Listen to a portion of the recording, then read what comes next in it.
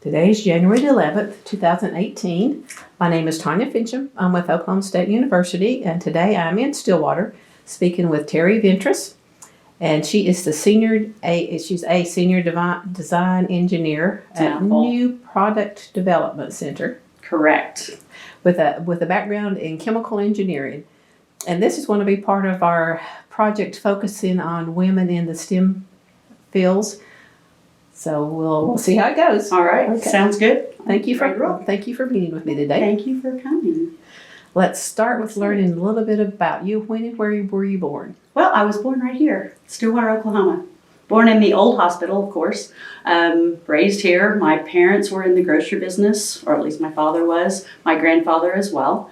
And so they were in town, and we were the only family of my grandparents' children that was actually here in Stillwater. So I was a spoiled little granddaughter because I had 3 brothers. They were all younger. I spent a lot of time with my grandparents because I liked to.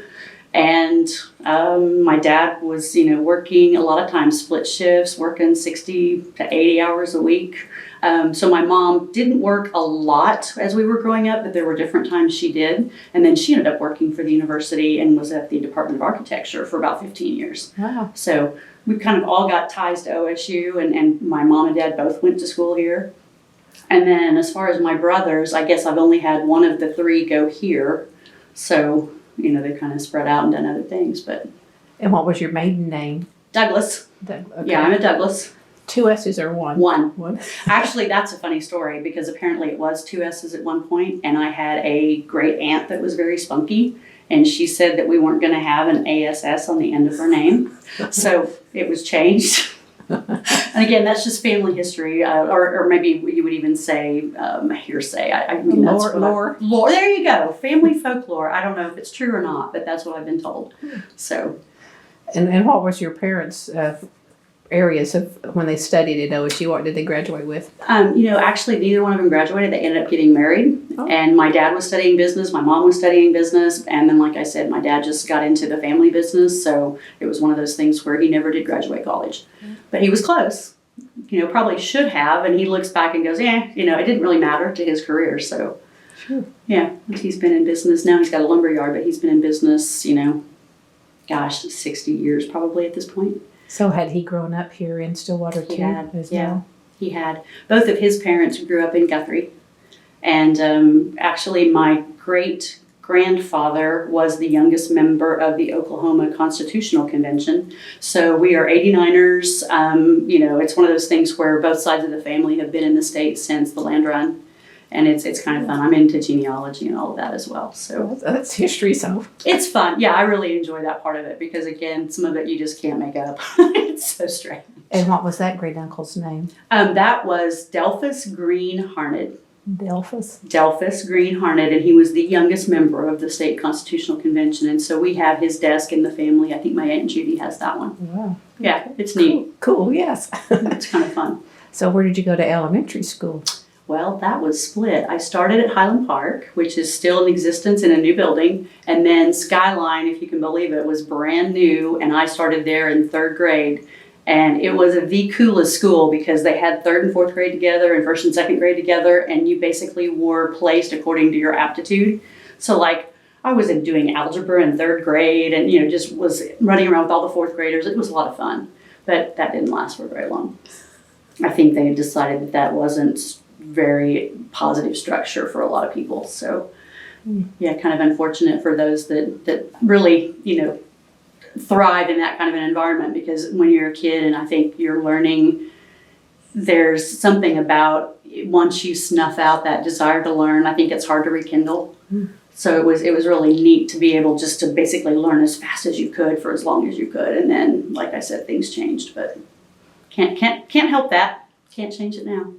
To go back, did you say what year you were born? I was born in 62. 62. So by the 3rd and 4th grade, that would have been probably right around 70. 70s. Yeah. And then, so by then, it would have middle school? Actually, we did have a middle school, and it was down at the old high school, which is now the community center. Okay. Right, so that was middle school, and we even went back and forth to the old gymnasium, which is now the library. And so like band and orchestra were down there. And so I would traverse a couple of times a day for the music classes. Boys PE was down there in the old gym that used to be part of the high school. And so we kind of had a weird campus because we had that whole like 3 or 4 block area, and we'd go back and forth between buildings all day long. Wow. But it worked. Yeah. And then high school, it was actually CE Donart rather than Stillwater High, because it was named after the fellow that had donated so much money at the time. So I was the last graduating class of CE Donart, and that was in 1980, and we had about 400 people. So it was a very large class. Yes. Compared to like history. If you look back, I guess they're about that large again, but for a while they weren't. So kind of an anomaly. What was your favorite subject in high school? Oh, of course, I'm a nerd. It was math and science. I'd probably have to actually go with science in this case because I really enjoyed Jack Schrader. He was our our teacher for both chemistry and physics. And he was really a hardliner. In fact, only retired a few years ago. He was still teaching when we first moved back to Stillwater in 2005. But I loved the man. And he taught us so much. And he would tell us things like, a C was a good grade in college. And of course, being a straight A student, you kind of laugh or snicker at that. And then you only realize later that he's right. That college is a whole lot harder than you think it's going to be.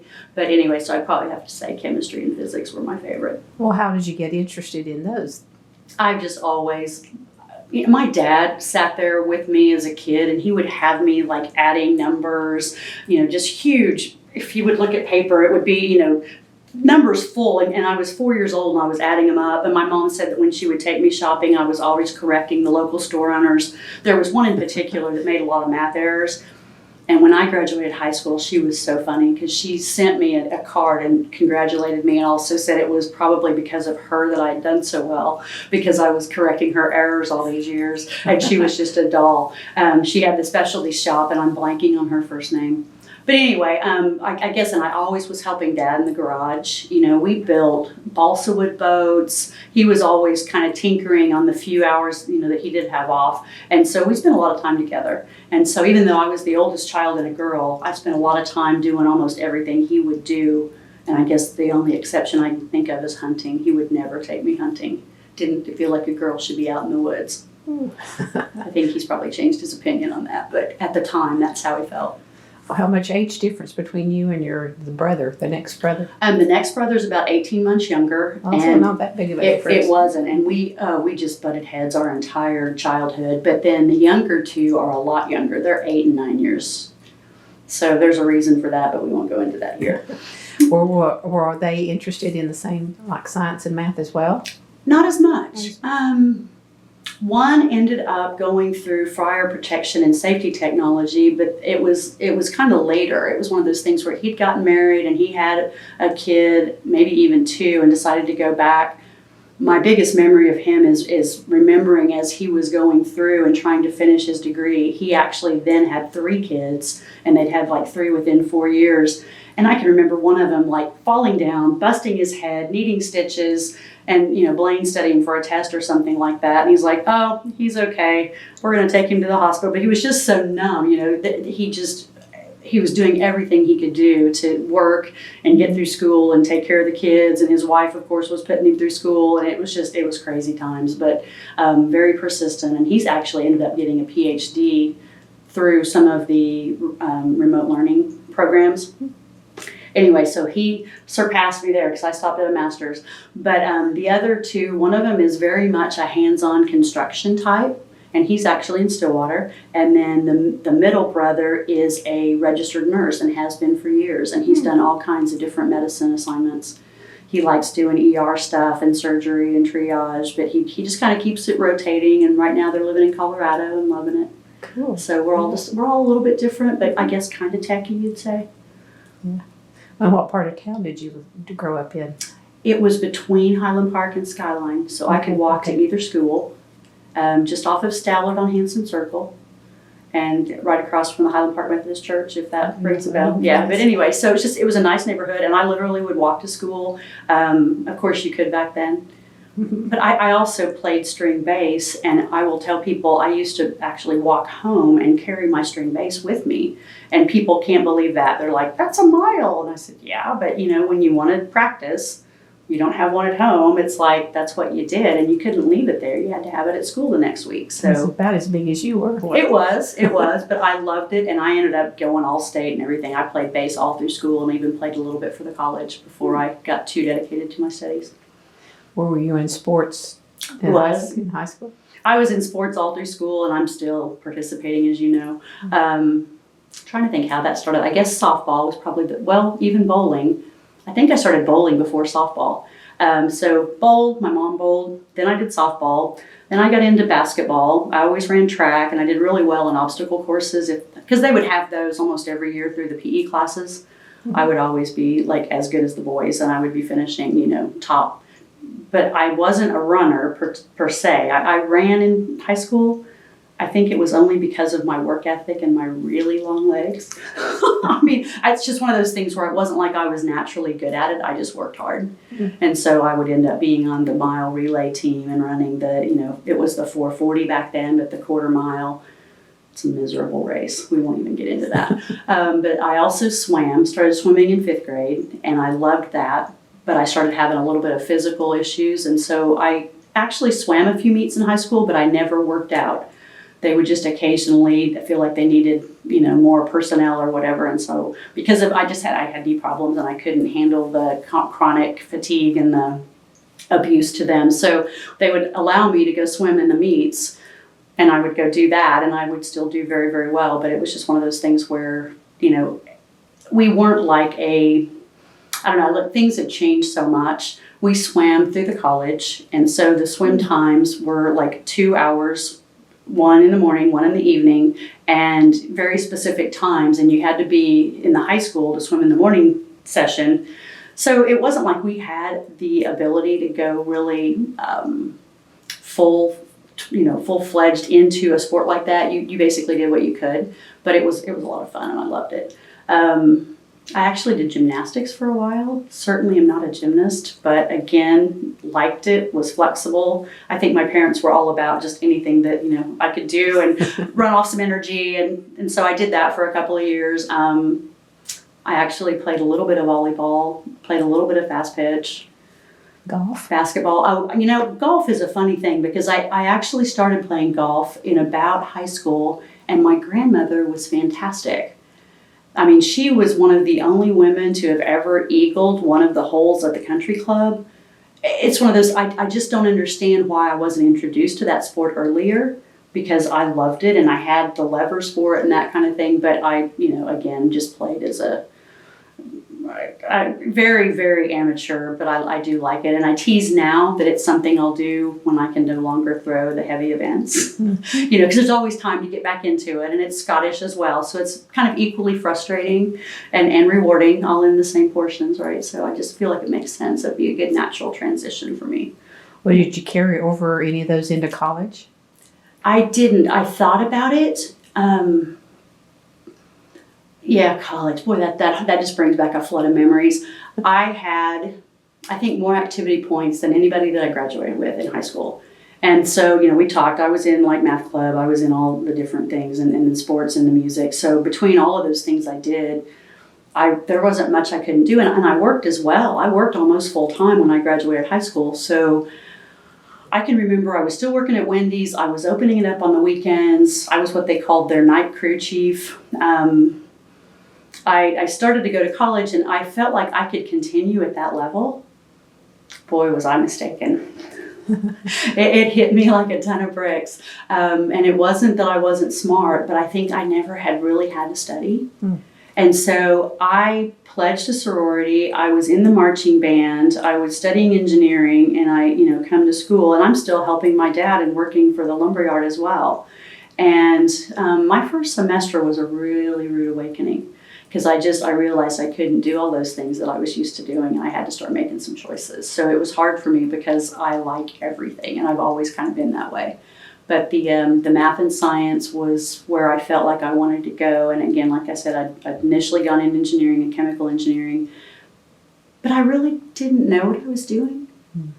Neither of my parents were engineers, and as much as my dad liked to tinker, that's not what he did except for fun. My mom is very bright, always has been. So I think between the two of them, that I had a lot of natural abilities, but it's one of those, again, I've never really had to work for it. So college kind of opened my eyes to that. And while I had a very miserable first semester, after the second semester, I was pretty much on track. And I mean, you still struggle as an engineer because you don't recognize that virtually everybody in the program is as smart as you are. Mm-hmm. And you're used to kind of being, you know, at the top of your class, and all of a sudden you're in a classroom full of people like that. So it's a different world. But again, you adapt and you figure it out one way or the other. Either it's going to work for you or it's not. Well, how did you get headed toward chemical engineering, though, as a major? You know, I really don't know that there was anything other than we had taken some interest surveys. You know, of course, I'd taken the ACT, and I'd done really well on everything except the English portion. And it wasn't bad, but it's one of those, when I look at the scores, it's like, you know, I had like a 32 average, which was really good back then, you know, except for my English score. But you just laugh. I think that just mentally, those were the kinds of things that made the most sense to me. Electricity and I have never gotten along. And while I can do the calculations and I understand it, and then of course, as an engineer for a computer manufacturer, I learned a whole lot more about it, but it's just not something that's like intuitive to me, or that I don't know. It's one of those things. I can do the calculations. I can physically understand it. I can see the graphs and know what's going on. I can map different functions. It just doesn't sit with me. So mechanical stuff I've always liked and I've always been good at. But I think the chemistry, it was just, I think maybe the not knowing, or not being such a black and white, you know, so many times, in fact, my boss will tell you he hates this about chemical engineering, but you get into much more complex problems because so many times you're working at a molecular level or even below that size. And so you can't be certain how something is going to work until you really study it and learn it. It depends which of the different factors are prevailing. You know, is it a temperature-driven reaction, or is it a chemical-driven reaction? And then do you have this product being formed because these conditions are right, or is something else going on that you can't explain? So I think it was harder. And everybody says chemical engineering is the hardest engineering. I think that depends on the person. You know, for me, that was the one that really just, it made sense. You know, and I probably could have gone any of the other directions, but that was the one I liked. I liked solving those problems. I liked understanding those different situations. So it's just unusual, I guess. Were there other women in the program? There were. We had 4 that graduated. I couldn't tell you how many started. I know that one of our very first classes, and this is kind of funny, I think it was the engineering drafting class, that you're sitting there, and it's a 1-hour class that they ran all the engineers through, or maybe it was 2 hours, but it was piddly compared to everything else you did. But you're sitting there in a classroom of 400 people, and one of the professors would say, okay, look to your left and look to your right. And you're like, okay, what's this? And he said, at the end of this year, only one of you will still be here. You know, and you were kind of like, okay. They get your attention that way, but you don't know what they're after. Well, things have changed quite a bit. You know, retention is a huge thing with STEM now, and I know that they used to basically pride themselves in weeding out the class. Mm-hmm. But we graduated with 4. That was actually, I think, 10% of the graduating class by the time we get through the program. But I have to think, with everything I've learned, women will actually drop a program ahead of men, and it's a perception thing. We tend to feel like we're doing worse than the guys do. And that's, as part of the WEET board, you know, I've studied this kind of a relationship, and it's one of those things you just start recognizing that there are reasons to work to keep women in the program, because we are as good as they are. We just don't always think that we are. So it's one of those things where you have to support and, I don't know, I get a little upset, sorry. It's just one of those things where you want to do everything you can to support and retain, because if you've got women that are dropping out just because they have a perception that's not valid, mm-hmm.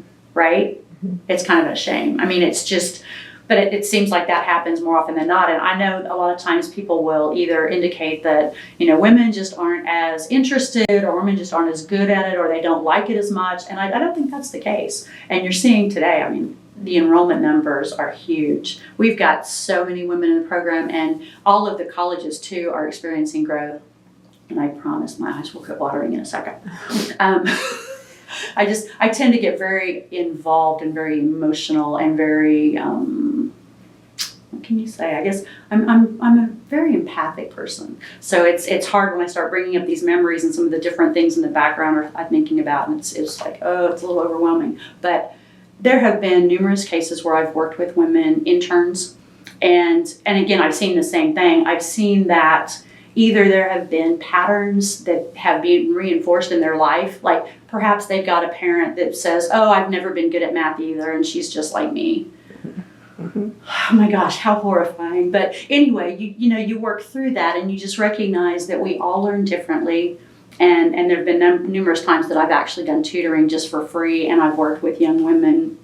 And you just recognize that even though I'm not educated in education, so I don't know all of the terms and methods and different things, I can't explain it to you on any kind of an intellectual level. But you can work with them, and you can see what works with them and how they learn. And then you can present things to them differently. Take a drink. Sure.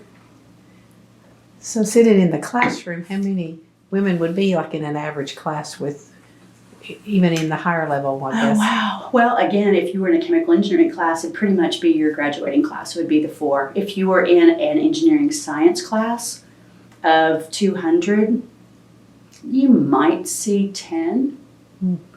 There were very few women in electrical, very few women in mechanical. There would be substantially more in industrial. I'm not sure why, other than people kind of see that as a business engineering, if you will. And I don't agree with that so much, but I do agree that many of the industrial engineers I met were very good at communicating, whereas a lot of the other engineering types oftentimes are very introverted. And so, you would see that the industrial engineers are typically working with people and ergonomics and process layouts, that kind of thing. And so they are very much more involved, face to face with people.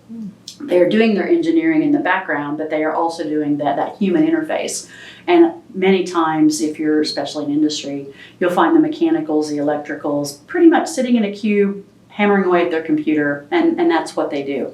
Either they're doing design or they're doing some kind of process optimization, but they're very much introverted, and they're a good team member, but they're not necessarily good at communications or interfacing. And it's kind of interesting to work with all those different personalities, because in the Seagate, in the disk drive industry, I got to work with all of them. And being a chemical was actually really an advantage there, because you've got a very different perspective. And so, you could see the mechanicals and the electricals warring over something, and then there would be maybe an elephant in the room that they're not seeing at all. And you could say, hey, what about this? Oh, yeah, that's much more important. It's like, yeah, so you guys can quit arguing. It's time that I think we can resolve this. Let's go look at it this way. And yeah. So just having that different vantage point was really a benefit to me. But loved that work and loved working with the different engineering types. But yeah, so engineers are a very complex personality typically. Sounds like it. Yeah, they are. Well, were there many female professors? There weren't. Actually, Dr. Ruth Urbar was the only one that we had. I was trying to think of all the others. I can't think of any mechanical females. I think by the time I graduated that there was one industrial engineer that was a female. And I know one of my Stillwater high school classmates, a couple of years older, actually came back. And she was at the college not too long after I graduated. And then there's another one now. Camille DeYoung is actually several years older than I am. I graduated with her younger sister. But at that time, there weren't any. There not too long after that, there were some in architecture. So it's one of those where you just start seeing it getting added in more and more. And at this point, there are several in every college or every part of the university as far as the engineering college. But at that time, Dr. Urbar was the only one, and she was married to a chemical engineering professor. Her degree, from my understanding, was actually in chemistry. So I don't fully understand her BS, MS, PhD. I do know she had a PhD, and I do know she was a chemical engineering professor, and probably one of the best ones that we had. She and her husband were very involved in process simulations, and it was way ahead of the curve. There was nothing simulation available, and now you look at it everywhere you go, there's apps and applications that you can pull from the internet or you can purchase standalone. At that time there was nothing, but her husband had developed one, and so she was also working with him and understood how it worked. And we were one of the first universities that did any kind of chemical engineering simulation, and it was mostly oil and gas processing because that's what they were involved in as far as their research. But she was just I don't know, she was an inspiration, a mentor, a protector. She got so involved with her students. She was really an advocate for women all the way around. Just can't say enough about her. So apparently I'm very emotional today, so we're just going to drop it. Did she retire from OSU? She did. She did? Yes, she did. And then her husband as well. And I know he was like, I want to say emeritus professor and all that. I'd have to go dig up all of the specifics. But Well, I'm thinking if you're one of the few women in a class, could you miss and not be noticed? Would the professor recognize that, okay, there's supposed to be 3 women here and they're not, or something like that? I never got that feeling. The classes were small enough that you felt like you missed anybody if they weren't there. Well, and you probably never missed. Very seldom. It was one of those after that rude awakening that I had. I got things more organized and more settled, and sort of realizing, I took a job on campus where I could actually work on research. But fortunately for me, the research required making a move to the system and then waiting for it to equilibrate or settle out. And so I could do homework or anything I needed to do in between data points. And it was just one of those things where you had to give it a certain amount of time to settle out. And then you had to watch how fast it was changing. And all that time I could be doing studying or whatever I needed to do. So you kind of learned how to parallel process things like that. And that helped me get through. But I didn't hardly miss any once I really got serious about school. And it's funny because my very best friend started out in business, ended up changing to a PE major. And that was an area I was also very interested in and probably could have gone in and done. Mm-hmm. I even had a mother telling me, why don't you just go major in PE? This is so hard, and you're just like, no, I think the hard is what makes it great, right? Mm-hmm. It's not everybody can do it. So I was very fortunate that, again, I think chemi was my home. It was one of those things where I would very frequently do very, very well on the chemical engineering tests and the thermodynamic engineering science that everybody just dreads. To me, that was just, again, almost like breathing or swimming or anything that you do that you're just very natural at it. It wasn't hard. It was the other engineering sciences, maybe the electrical or the dynamics or statics that I had to work a little harder at just because... Were the male students treat you any differently, or are they happy to have you there? No, they actually were all really good. And in fact, what you find in engineering is you typically end up, you start out trying to do everything yourself. Mm-hmm. And I'm not sure if you've ever read Stephen Covey, the 7 Habits. Mm-hmm. Okay, so he talks about his dependence or independence continuum, how you're dependent and then you get independent and then you get interdependent. Engineering teaches you that very quickly. You learn that you get so much more done when you work with other people. And we didn't cheat, but we would help each other. It was one of those things where you would find maybe your study group had 4 or 5 people, and we were so funny. We would always meet between classes at the very same table in the library.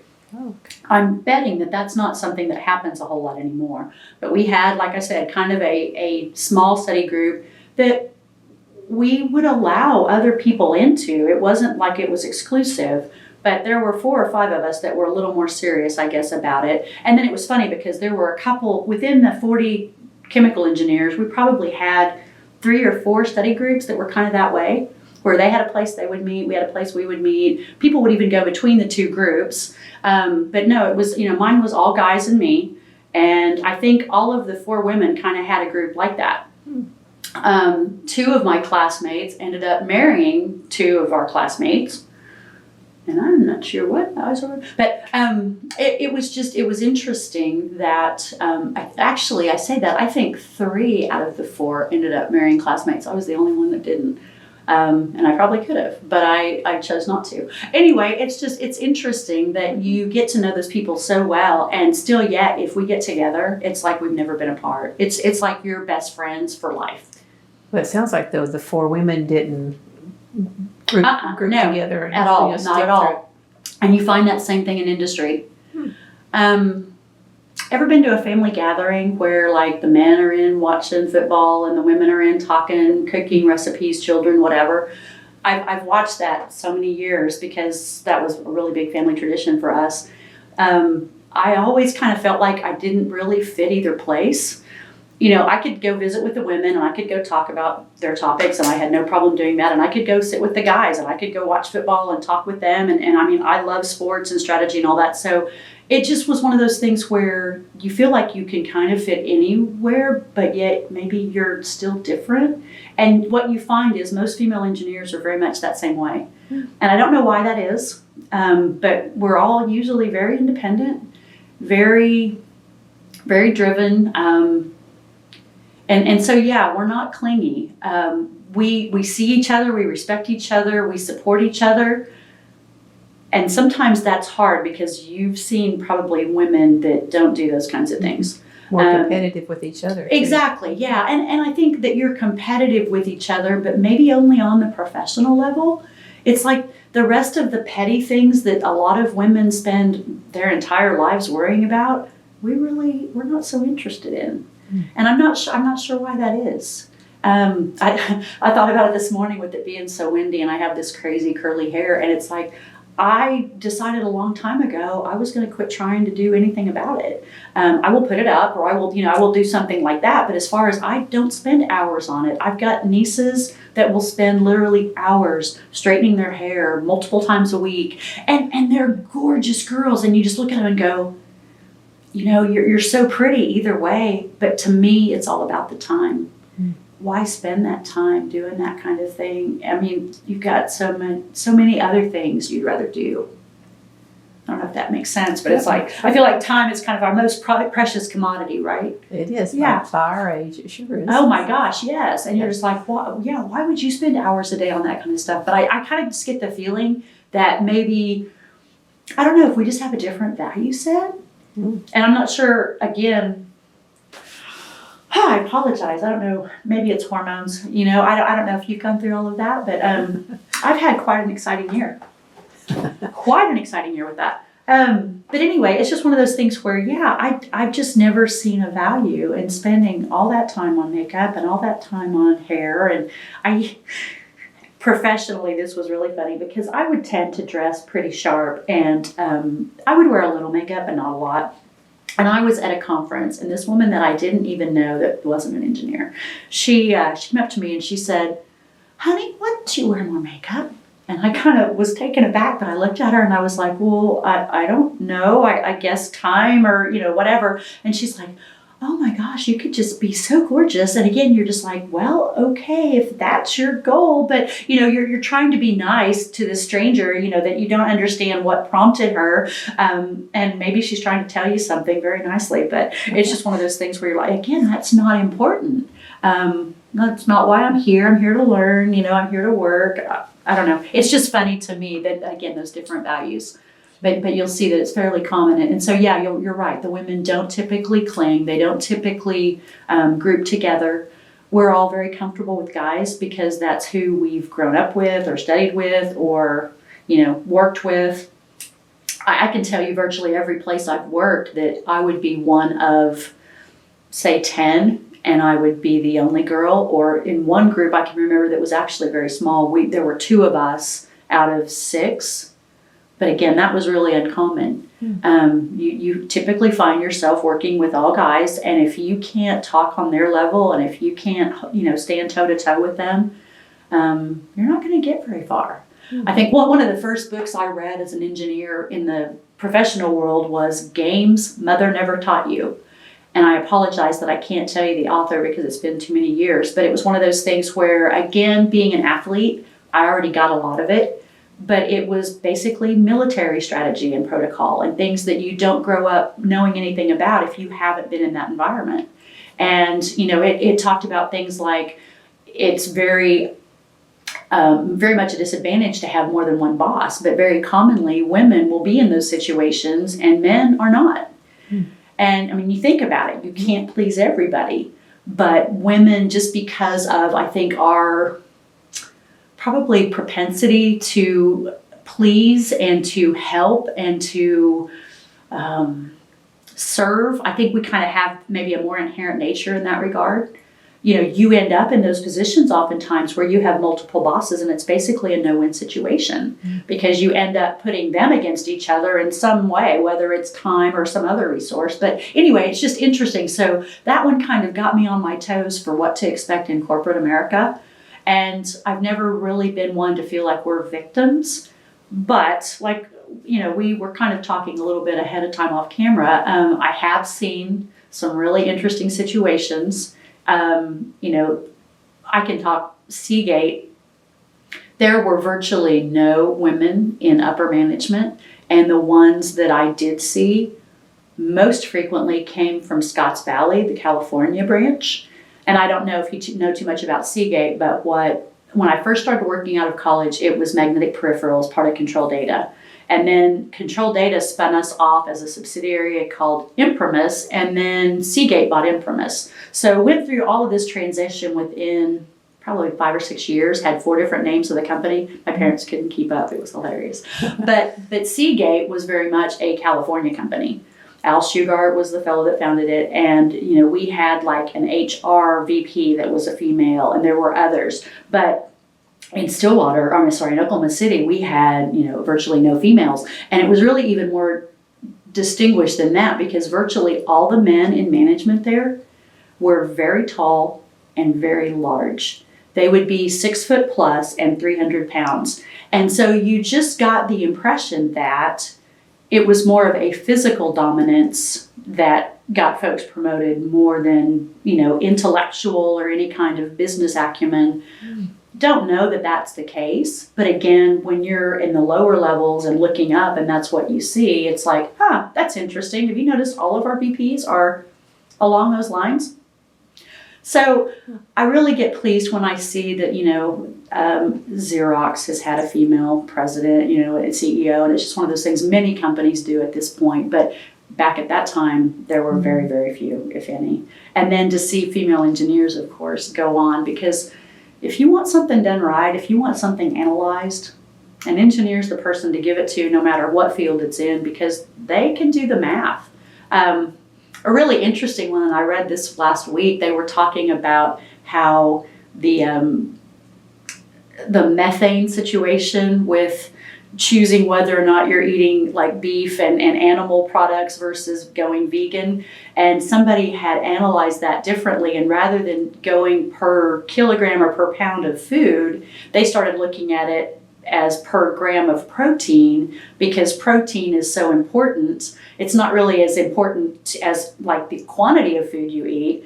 It's more important that you're getting the right nutrients. And so they took that whole analysis and said, okay, let's look at it per gram of protein and see which is more efficient. Well, of course, it actually came back that the animal proteins are much more efficient than the vegetable proteins. And so you have to look at it and think, okay, what's important to humans? But what you just realize is a lot of times the analyses don't match the desired effect. And I've always said this one saying to my children that they're liars, damn liars, and statisticians. And it's one of those things we really have talked about numbers with them ever since they were little because I said, you hear this advertisement and they want you to believe it's true, but what are they trying to do? Are they trying to sell or whatever? And so it's one of those where you have to recognize, even today as we're doing research, we have to see who funded the study, you know, what their interest was. You've got to know, basically follow the money. Follow the money. Where's it coming from? And then it's much more clear as to, oh, well, that's what they want you to believe. So it's just fun how STEM, I think, really pervades all areas of our lives. But engineers really make great employees for virtually any of those areas, which is part of why it makes it so much fun. You know, you learn and have those basic skills and you can go anywhere and take it anywhere. So if you started in 80, finished in 84? Actually, I didn't. After my very dismal semester, I also had a point in school where I was madly in love, and that basically was taking all of my energy or interest, or however you want to say it. It was one of those, school all of a sudden wasn't very important to me. And so for I don't know, maybe 3 to 4 months was thinking about maybe not even going back to school or you know, not continuing school. So I kind of got derailed a bit. And it was after that I really got serious. It's funny too, because I've seen that fellow since, and it's funny, all the different people that pass through your lives, and you just realize that they've also got a purpose. But anyway, so I ended up finishing in 85. Okay. And as it turned out, I had gotten married just before I graduated. And so I went to go live in Weatherford, America. And actually really enjoyed it, but the people there are great. But anyway, so that's what I did initially. And then I found my job with magnetic peripherals in 87, January of 87. So it would have been 30 years ago. Or 31 now, huh? And I started working with them, and I worked with them for just almost 15 years before they decided to close the Oklahoma City location. And so since 2001, my husband and I have had very, very varied jobs and responsibilities. I think he has changed jobs 4 times. I think we each have, actually. And so it's been a really interesting, last 15, 16 years. Very different than the first, but again, we're doing great and everything's great. The kids are growing up. I very frequently will try to call our students kids, and I know I shouldn't. So then I even don't want to call my own children kids. So yeah, anyway, they're growing up. Everything's worked out well, but yeah. It's been an interesting ride, we'll say that. Well, was it hard getting that your foot in the door for the first job? You know, it was only probably because it was kind of a down time for chemical engineers. Mm-hmm. And so we had a really big boom, which happens, and then oftentimes things kind of go low. And chemical engineers, you always have got work on either coast, just almost invariably, because there's a lot of oil off the coast, right? That makes sense. Mm-hmm. But in the Midwest, we tend to be a little more conservative, and I did not want to move. There were a lot of family reasons at that time, but it was just one of those things where, looking really hard in Oklahoma, there just weren't a lot of engineering opportunities at that time. And so when I got hired, it was probably a situation where they needed personnel and they were willing to take a chance. And I'm guessing I must have interviewed well, because literally I was hired in as a manufacturing engineer with a chemical engineering degree and very little experience. It actually was a really funny interview. There's one little tidbit I'll share with you, and that is that the only suit I owned at the time was the suit that I had left in when we got married. And so it was a really nice off-white 2-piece suit. It was gorgeous, actually, but that was the only suit I owned. So I wore that to a manufacturing interview. Well, my boss's boss, we're walking through the plant, and he's like, "You realize that that's an awful pretty suit to be wearing in a place like this?" And I said, "Oh, it'll all come out in the wash." And he kind of looked at me, and it was like, "Okay, after that, you're okay." But I was interviewing for a position where I was going to be working in a clean room, which meant no fingernail polish, no makeup, no hairspray. You know, we're talking very, very, very basic. And so he was trying to let me know that I wasn't really dressed appropriately without saying that. But again, you just recognize that it's like, okay, but it's all I've got. I wasn't going to say that at the time, but I think life is so much about how you respond to it, right? And it was one of those where that it ended up being a very, very good gig. I did so many different things with that company. I actually shut down some of the facilities and transferred them into Oklahoma. I actually did product startups in other countries, traveled pretty much all over the world. That's kind of where I grew up, I guess, is what you'd say. But I literally worked in manufacturing. I worked in research and design. I worked in quality. I guess that's the only departments, but I was even like the first facility to get ISO certified, which again ended up being a really big deal. I don't know, just trying to think, there were so many firsts. We had a patent on a device that Xerox had tried for years and years to do and had failed, and we succeeded. There was so much. We spent time taking process steps out of products. And it was before Seagate had taken a lot of the manufacturing offshore. And so literally there was this whole pride of having such great success in Oklahoma. Because like with the Scotts Valley folks, so many of them would come in, and I think they thought they were going to find us all like riding down the range on horses, living in teepees. I really do, and it was one of those where obviously I've never considered Oklahoma to be like ultra sophisticated, but at the same time, we've got everything we need. And it's one of those, I think you'll really have a hard time finding better people anywhere.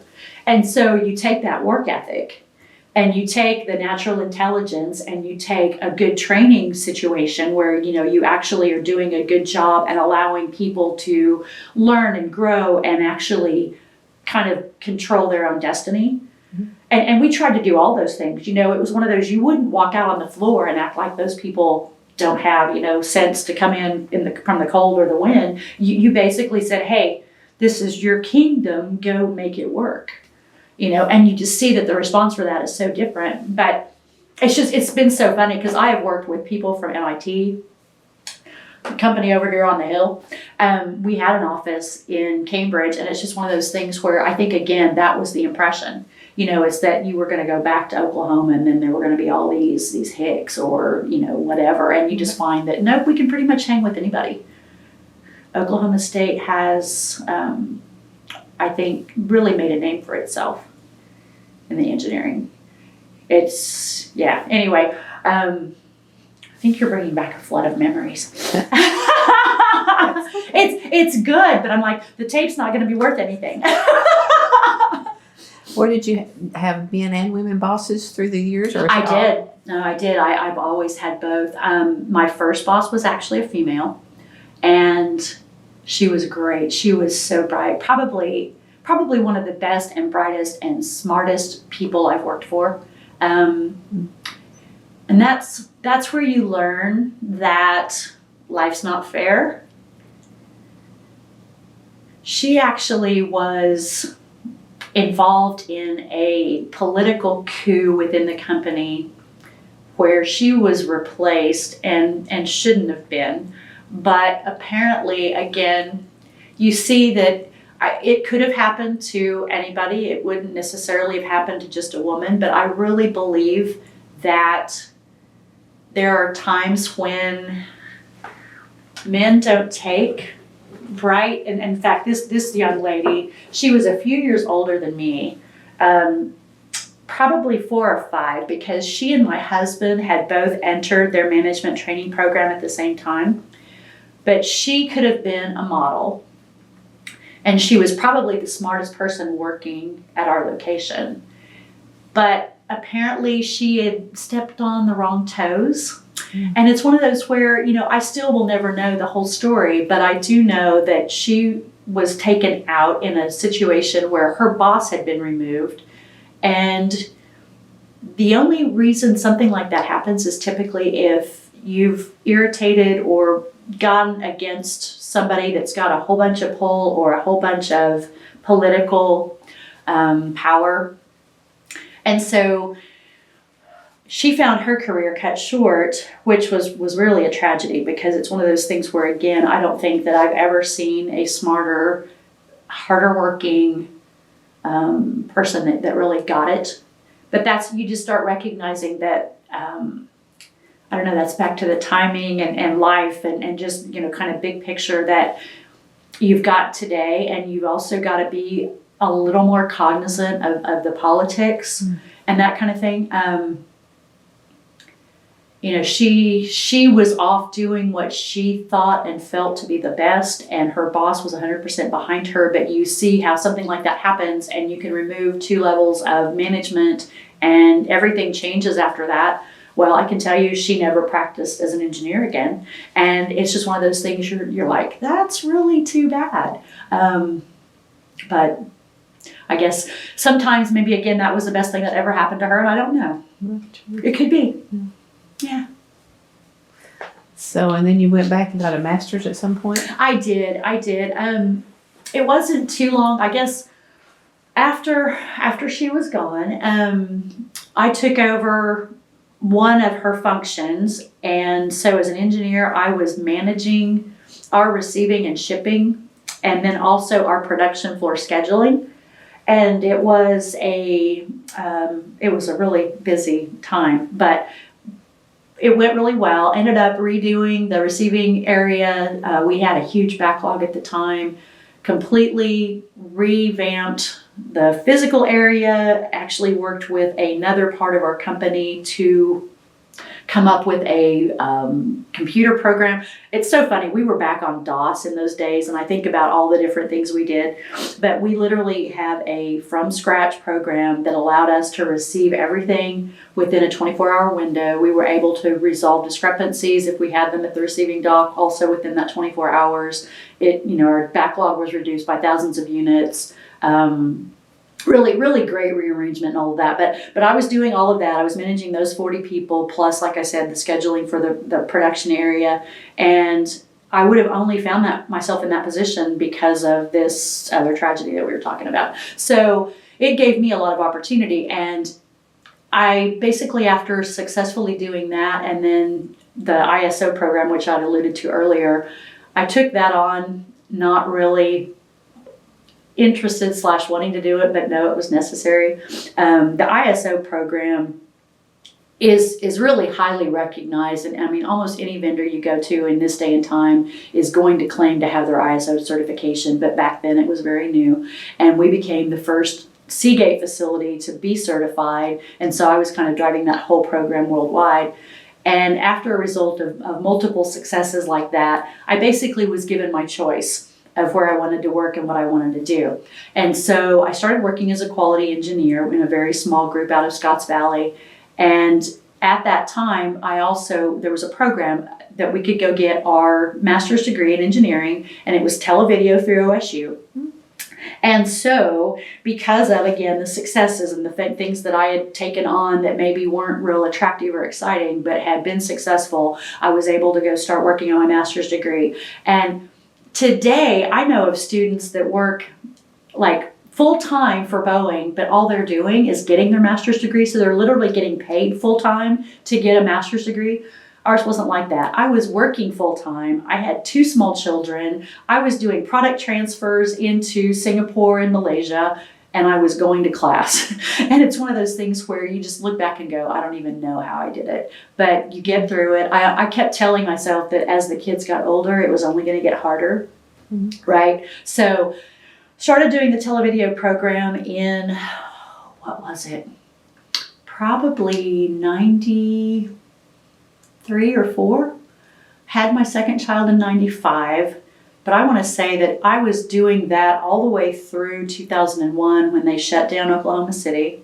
And then at that time, again, my husband was in the same boat because we both worked for Seagate. And so he started working some temporary jobs and that kind of thing. And we did have a nice severance package, so we had a little bit of wiggle room. And that was when I started basically going full-time so that I could finish my degree and get it done. And depending on if you look at when I actually finished everything or actually got all the paperwork done and got my degree, it's either 2002 or 3. But so it was almost a 10-year effort because of being, working full-time and that kind of thing. But I did take the extra classes and did a report rather than a thesis. And even though my report was, we won't even go into all that. But it was just one of those things where did get it done, was really happy to have it done. Probably because of that, I was interviewing. It was really funny. Again, still trying to look for a good position for me after leaving Seagate. And I was on campus, had just finished my coursework, and there was a company that came to town with the engineering job fair. And it was a company that I knew nothing about, but their name was Kerwood. And so I started getting on the internet, which was a lot slower those days, but we were looking it up. And I actually discovered that their founder was an OSU grad, and there were two of them. But I went into the interview, and of course, you think about this, I had to be 40. So I was interviewing against students that were 20 years younger than me pretty regularly. And of course, I had a lot of experience at that time, but I had done my research, knew about the founders. The interviewee didn't have any idea that that was the case. So was really kind of, I guess, impressed, surprised, you can take all those.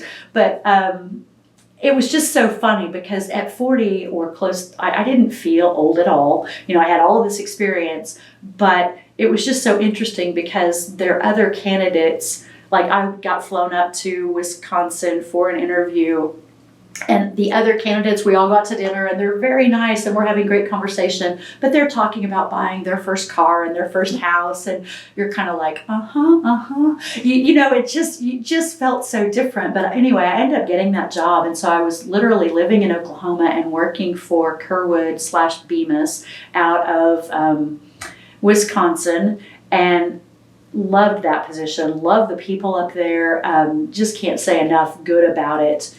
It was just one of those situations where I was reporting to them and working out of Pauls Valley, Oklahoma. And again, loved that town, loved that position. But my husband and I were both commuting, and he was also working midnights. So we were living south of Norman, and he was commuting to Yukon, and I was commuting to Pauls Valley. The children were really small. Kaylin and Riley were both going to school in a little country town called Washington, and it was the Goldsby and Washington School District. And it was only 20 minutes from the house, but if I had to pick them up, like if they got sick during work day or something like that, I would pick them up. It was about 40 minutes to school, it was another 20 minutes to the house, another 40 minutes back down to work. So it ends up being just such an ordeal that after doing that for a few years, we decided that we were pretty well done with that. And we started looking at what it would take to get back to Stillwater, because Larry loves it here and he went to school here as well. My parents, of course, are still here. They're starting to get a little bit older. I know my mom had a knee replacement. That was kind of part of what triggered us to start looking if we couldn't come back and help a little. And as it turned out, I had connections with folks at Nomadics, and so put in an application there, and they were looking to expand their production, which really fit well with my background because I had the R&D and I had the manufacturing and the quality and all of that. So I ended up moving here, working for them, and had a great time. Had so many different projects I was involved in there, and a lot of them you can't really talk about, but explosives detection is probably the most fun one. And it's again one of those things where I don't think there's not a better job anywhere than probably blowing things up, and safely, of course, but it just it's very much fun, and it's kind of out there and something that you wouldn't commonly get involved with. But again, you start taking that background and you start realizing how even the most obscure things can find a way back into your life. And I'll give you an example of that. The explosive detection units at Nomadics or FLIR now, they use a glass capillary tube as their sensing element. Well, we were getting some interference from the packaging and weren't really sure what was going on there. So I start digging into it, and I find out that the polyethylene that we were using in the liner of the probably be an aluminum foil type film, and I'm sure it's a laminate. It's just one of those things. I didn't have to get into the construction of that. All I needed to know was a little nugget from my extrusion background with Kerwood and Bemis, and that is that the slip agent that they put in the film so that it doesn't stick when you're rolling it is also an aromatic. which was exactly the kind of thing that would give us interference. And so we were able then to say, okay, that's where the interference is coming from, and go work with our supplier to eliminate it. And it's so interesting to me, because I feel like I've kind of been a jack of all trades and a master of none. And yet you'll find little kernels of knowledge that you've picked up different places end up playing in today's problem. And that's, I think, the thing that engineers have to be the best at is adaptation and problem solving, and just recognizing that it's not always a straightforward path. And so again, kind of going back to one of my boss's comments about hating chemical engineering, because it's just not, black and white. Yeah, I get that. But at the same time, I always feel really accomplished when you are able to figure something out and trace it all the way through, and get to the point where you're like, okay, yeah, we put that one to bed, we can move on, right? We know exactly what we're dealing with. We're not guessing. We're not, there's so much of engineering that is also the Pareto principle. And I don't know, again, if you're familiar, but it's one of those things where basically it says you get 80% of your results from 20% of your efforts. Or on the other side of that, if you're trying to get a problem completely wiped out, it might also take 80% of your efforts to get that last 20% of result. And so you start really getting good at recognizing what is, economically feasible. You can't always eliminate problems 100%, but you have to know at what point you're going to be satisfied or happy with it.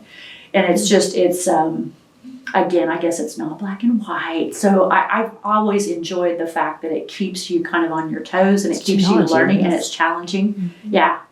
And I really have taken that, some of my interests today tend to be a lot more along the lines of endocrinology. And I think if I had to do things all over again, that's probably where I would end up. But I find all of the developments in research and the things that we're learning about our body functions and chemistry is very important. And there's so many diseases that they're starting to see respond well to low carb diets. And sugar is such a huge promoter of inflammation, but it's one of those things where all of that plays in personal life. But I think, having the engineering background and the research experience and all the different areas of study that I've been through in my life, it kind of gives you the ability to go get through those things quickly. When you find that there's something that you need to know, you can go get the answers yourself. And then you have to also be smart enough to recognize that the answers change. Mm-hmm. As far as what we think the answer is today, it might be different tomorrow based on new tools or new developments or new studies. And you have to just recognize none of that's ever stagnant. But that's part of what makes it so exciting. Well, then from there you got here from I took a stint over at Frontier for a while. So the other thing that I've done that I can't talk about a whole lot, but I did work program management for unmanned aerial vehicles with our DOD. Mm-hmm. And so that's kind of another area of, I wouldn't call it expertise, but certainly experience. 3 years is probably not long enough to, become a master of anything, but I worked both there and also in naval systems. And so got exposed to both the Navy and then the Navy's BAMS, they call it. It's their broad area mission surveillance, but it's where they have their unmanned aerial vehicles and all of the data processing. It's such a big area now. And of course, that OSU is into the UAV area hugely. I recently went to a seminar in Lawton that was designed for agricultural use and application of unmanned aerial vehicles. So of course they're looking at, blight on plants, they're looking at coverage on acres. So lots of huge photography processing and analysis, which is going to take algorithms that don't exist today. Huge area of development and potential application. But it was so fun seeing the lights come on in the different attendees where they're realizing, hey, here's something else I can use. We only have to figure out the best way and what makes sense for me, because again, the guys sitting next to each other might have completely different applications, or the women, you could say that. But it was so much fun to see that, and just to see that there is a lot going on in that area. One of the presenters, and I forget his name, he's with the USDA out of El Reno, and he has been looking at unmanned aerial vehicles and all of the algorithms and processing of the data for years at this point, I think about 10 years, and he has got his children highly involved. And so he said that his 16-year-old daughter wants to be like one of the youngest business owners that has an unmanned aerial vehicle business, and she's been working on algorithms, and I think it's just exactly that kind of thing that it's going to take for us to kind of get to that next level. Because right now, there's so much that can be done, but it can only be done in like very small increments. You can't do everything you want to do just because it requires so much processing. And again, we haven't figured out the right way to go do that yet, but I'm sure there's lots of young ladies out there working on it. And you. I'd like to think about that, yeah. I think it's fantastic. Sure. Yeah, they have role models like you to come before. Well, it's like I said, we help a little. We kind of help. But well, is your daughter, or I'm assuming you have a daughter? I do. I have a son and a daughter. Is she interested in STEM? She is. Funniest thing, she, of course, both of the kids, they got engineers for parents, and so poor children, they grew up as natural geeks. But we've always been involved in a lot of different things, and I think that's kind of obvious. She is currently in computer science. That's what she wants to do. And she and my boy both, they are very, very knowledgeable in systems and processing. You know, he gets into like audio technician and recording technician kinds of things, along with the games that they do and the streams. And he's kind of like his own producer in addition to playing games, which he's very good at. In fact, to the point where, to my chagrin, you know, he always told me he would make money streaming games, and I thought, that's crazy, that doesn't happen. And he actually is making money streaming computer games, and you're just like, what is this world coming to? But anyway, fortunately, it's only his like additional part-time job, but they are both very much interested in STEM, and organizations that help promote it, like Girl Scouts. We have a wonderful Girl Scout day on campus, and I can remember bringing Kaylin up even when we were living south of Oklahoma City in Goldsby, bringing her up for the Girl Scout day, and we would have the engineering students would come over, and they would have lots of games and activities for the children to participate in, and I would watch as one of the youngest members of our troop, you know, she would step in and be like problem solving and all that. And it's so great to see that kids have that natural ability. And so kind of going full circle, the last thing you ever want to do is, you know, take it out, and it's so hard to rekindle that you want to make sure that you know, promote it and you support it every way you can when they're young. But it's been fun to watch her grow, because that's where she is right now. She's actually working for the IT department in the business school. And of course, they've got their new building that they're fitting up. Mm-hmm. It's been a couple of weeks full of challenges, it sounds like, but it sounds like they're making good progress, trying to get all of that taken care of before school starts. But it's really fun watching her kind of react and process and learn, because again, she's a little bit older than her classmates just because of the way she chose to do things. And the fact that she's been working full time with the IT department, again, she's getting to handle a lot of real world situations and problems. And it's fun watching her find creative solutions for them. And I know that it helps her in her classwork, even if she doesn't know how it might. Just again, having that experience and the different perspective, because you just never know when something like that you've learned or already conquered is going to come back into play. And I think it just kind of feeds itself. So I think it's important to get kids into doing all kinds of different experiences where they are pushing their boundaries a little bit, mm-hmm. and maybe uncomfortable, because we all know we like to stay comfortable and we like to stay doing what we're used to, but that's not where the growth comes. I imagine conversations around your dinner table are quite interesting. They can be pretty fun. And I'll tell you, I will be the first one to admit that both of the children, well, and actually Larry's got a son as well, so we can say all three of the children, they are so bright and they know so much about so many things that while I have not been real quick to adapt things like Reddit and some of the other, like they use Reddit and Discord, and I need to go kind of start looking into some of these newer tools. I do that, but I haven't done it to the extent that they do. And I just have to say that it works, that they know so many things about so many different areas. And like my son is really into physics and things like that. So while he hasn't done his coursework or completed that at OSU. It's one of those, he knows so much more than most people that you would ever talk to, that, yeah, dinner time conversations are really great. And traveling with them, we've gotten the chance to travel with them some, and we really enjoy that every time we go anywhere, because there's just so much that you can talk about and that you've got in common. And again, there's hardly anything that they're not interested in. Speaking of traveling, it's a good Yeah. segue into your Scottish the Scottish stuff. Games. Yes. Yeah, so gosh, Scottish Highland Games. We got into that. Larry and I are both Scottish. I mentioned my maiden name being Douglas. The Douglases at one point had 2/3 of Scotland in their control, and were powerful enough that even though they were always very, very loyal to the king, and you can check that in your history, but the head of the Douglas family has actually been killed twice by Scottish kings.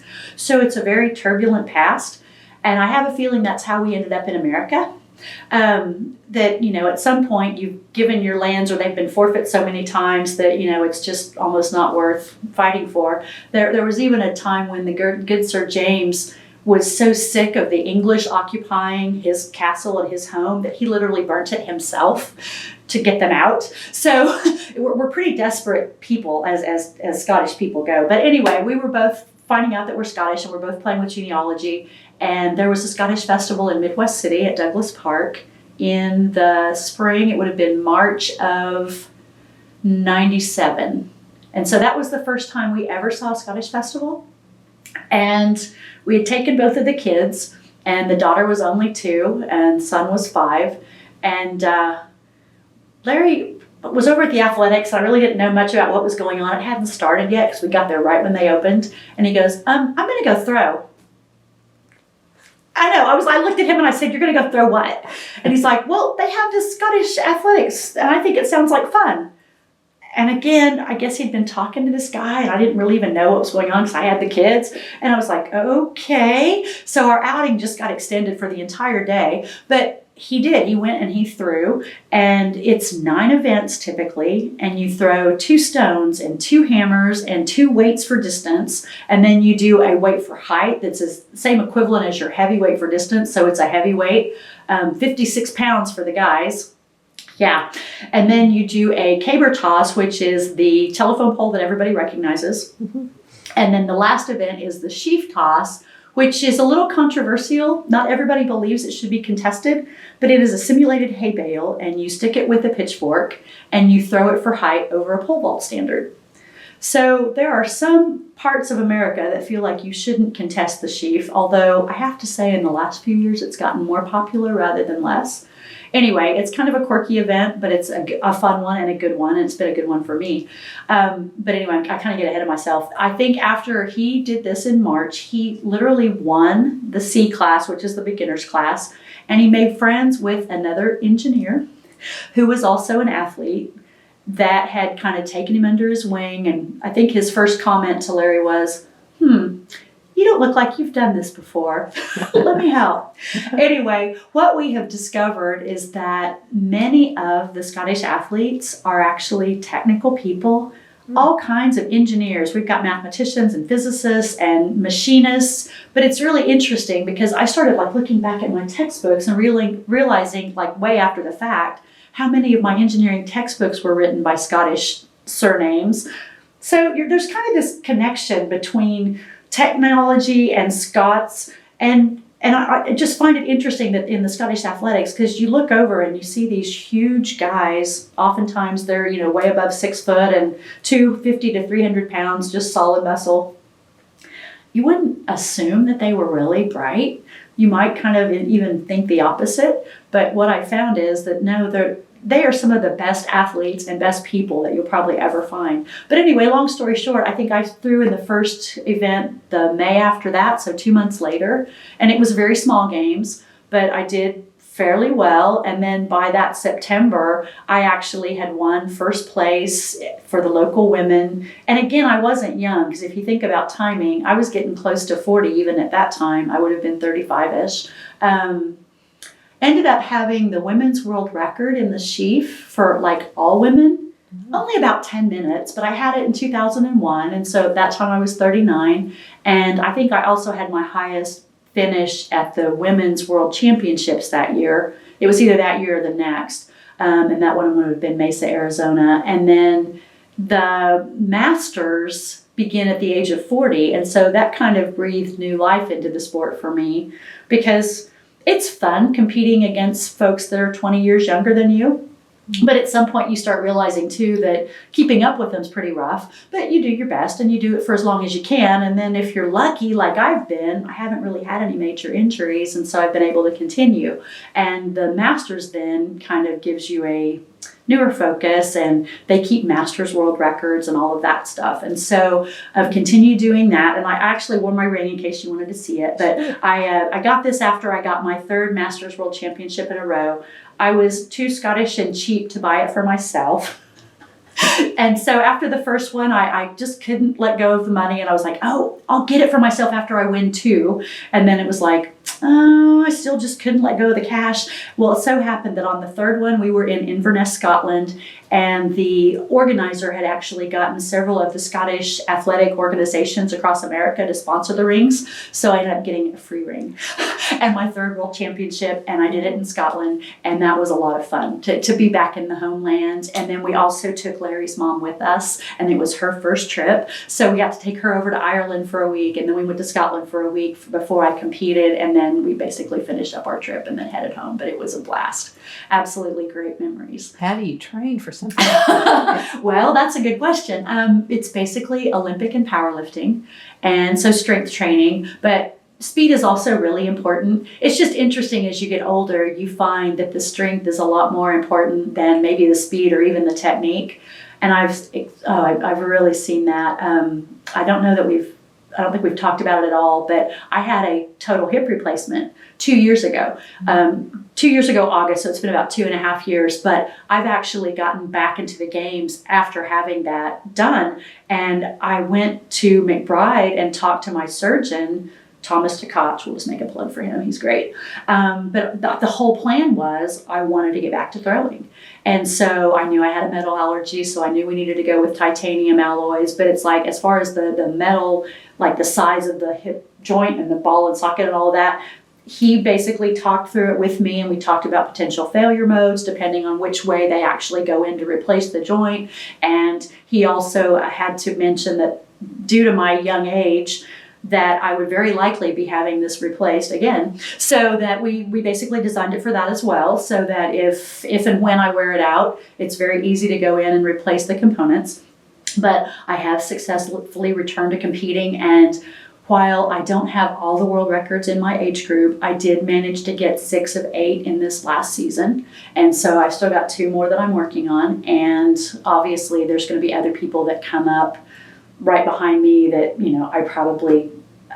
it'll be difficult to have all the records. But when I was in the other age group prior to the hip replacement, I literally was the first athlete to ever have all of the world records in an age group. So I did that too, which was kind of fun. Yes. But anyway, so it's the power training. I've got a fellow that actually does my programming for me, and he has been amazing.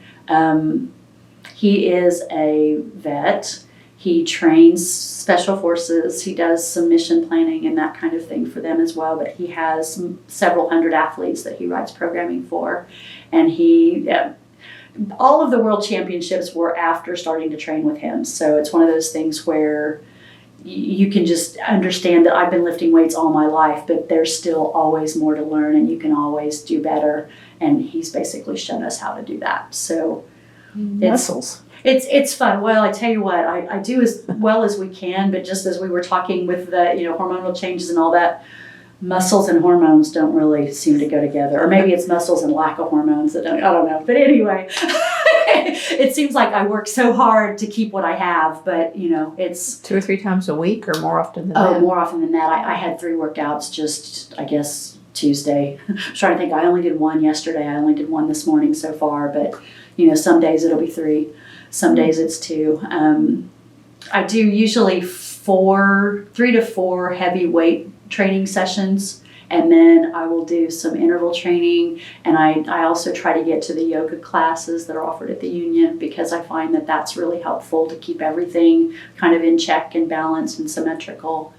You know, you sit at a desk all day. I mean, I'm sure you sit a lot too, and it's not particularly good on your body. So you have to kind of work all of those things and I think keep it going. It's amazing. It's interesting and amazing both. Well, it's a lot of You've got a fun. lot of energy. It's a lot of fun. I think most people, we feel better as we're moving and we keep it up, you know, and it's like anything else. If you sit around too much, that's all you want to do. And I don't want to go there. So we've covered a lot. We need to cover a little bit about what you're currently doing. Okay, What you're sure. currently Yeah, doing. no, absolutely. You asked the questions. New Product Development Center is an extension of engineering. So it's basically outreach for SEAT, if that makes sense. We are self-funded, which is unusual. And what that means is that we have to either write for our funding, or we do receive some state funds and also federal funds. Occasionally, it just depends on which program and what's going on. We currently have some EDA funds where we are working to diversify small and medium-sized companies that are really tied to oil and gas.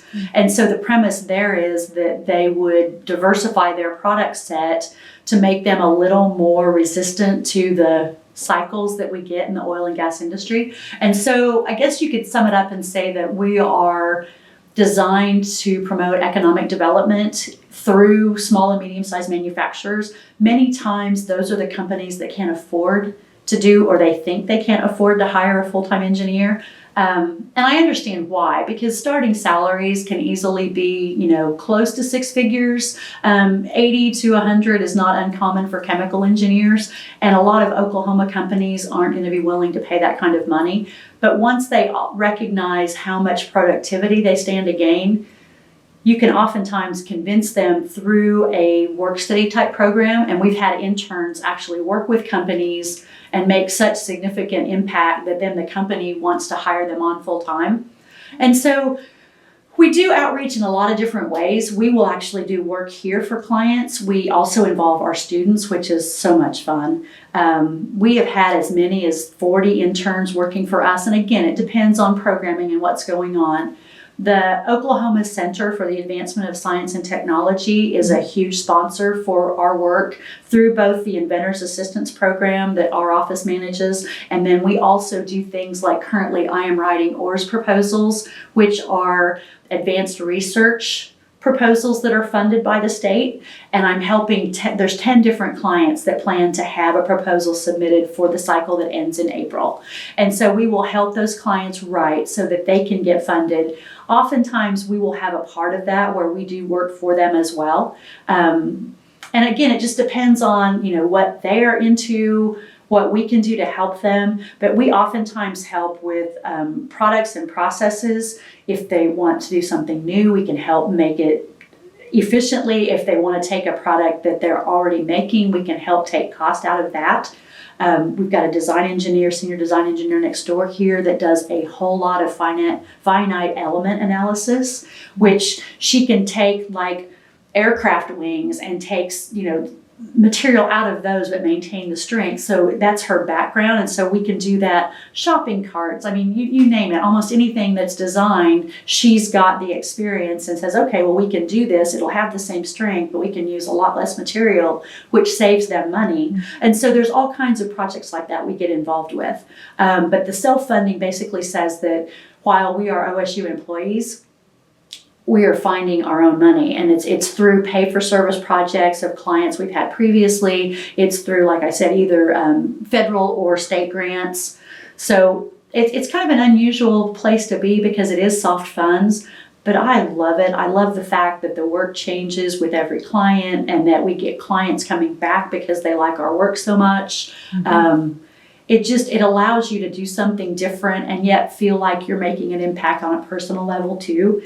Because I've kind of indicated some of my most fun that I've had through my entire career is when I'm working with younger people.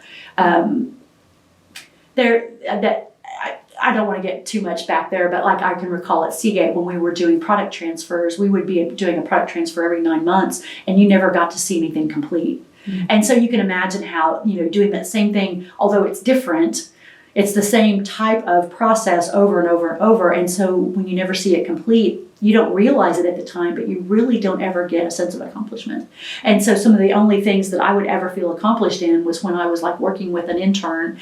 I've had some great ones from Oklahoma State, and yes, I tend to be a little biased there, but I have had others as well. I'm sure there's one somewhere. But yeah, I've had a lot of female interns. I've had male interns as well, and I also have really enjoyed them. But I do enjoy seeing females kind of come into their own. In fact, one that's working for me currently, I won't mention names, don't want to embarrass her, but she actually was hired on as a second semester freshman, which is something we almost never do. But she is so bright, and she's just very creative and very happy, and I love having her here.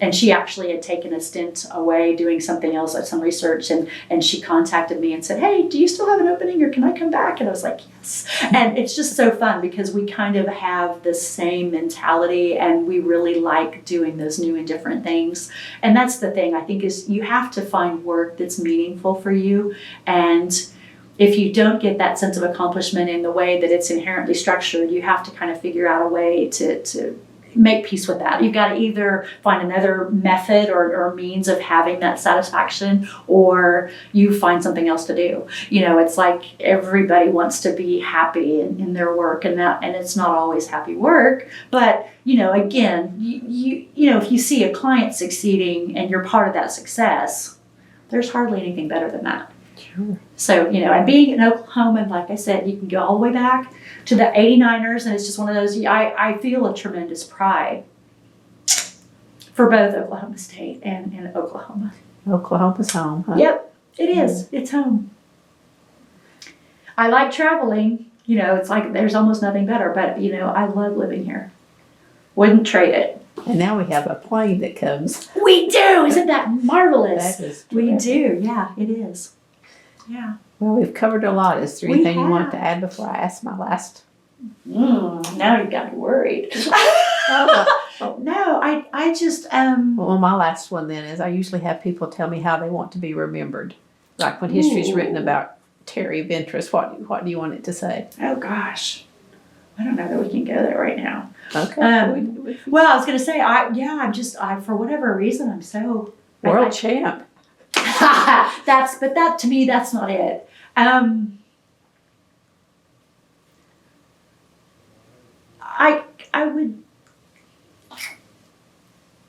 really wish what I need to discover is a cure for hormones. Because it's like I said, this is just crazy. No, I really think kind of what I've been more about is helping others. And a lot of times it's through Scottish athletics, or it's through engineering, or it's through something that I participate in. But at some point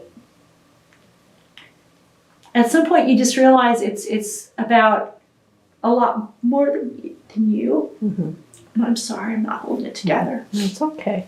No, it's terrible. It's so frustrating to me. And I think that's part of it, because then it gets frustrating, and then it's kind of like, you're like, stop it. But no, it's really, I think it's more about the people that I've helped and I've worked with, and I've maybe made their life better. You're a connector. I am. And we like to laugh. This is another one of the female engineering jokes, but because like we said, we're not like really groupies, or we're not clingy, but we do kind of have our inside jokes. And one of them is that we like to get stuff done, although oftentimes we'll use other S words for that. But you know, you really get good at getting stuff done, and it doesn't matter what you call it, but you like seeing that you can help somebody else with that process. Mm-hmm. And sometimes it's as easy as it's not like reprogramming, although maybe it is a little bit, but understanding that so much of what we deal with are choices, and we choose how we react. And if you can help rewrite that script, I guess I just feel like there's not much you can't do. Like anything is possible. Well, I think you've proven that. I don't know about that, but I haven't given up, and I keep trying. I think that's the important part. Yeah. I think that's a good note to end on, don't you? Okay, I think so too. Thank you very much. Oh, no, thank you. I've enjoyed it very It's much. been fun.